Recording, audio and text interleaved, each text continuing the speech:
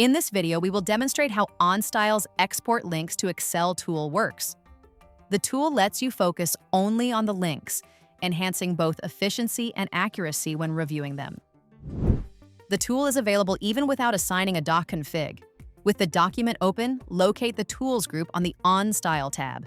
Click the Export menu and select the option Export Links to Excel. As a result, an Excel spreadsheet opens. It presents information about the links and columns with the following headers. ID represents the identifier of the link. Page indicates page number on which it is located. Display text illustrates its representation in the document. Link refers to the link destination. And finally, type defines whether it's an external hyperlink, an internal hyperlink, or a cross-reference.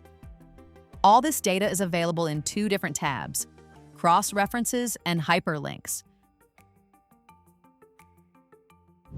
Exporting links with OnStyle is truly that simple.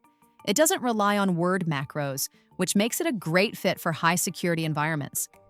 OnStyle is also much faster and more reliable than manual or macro-based methods.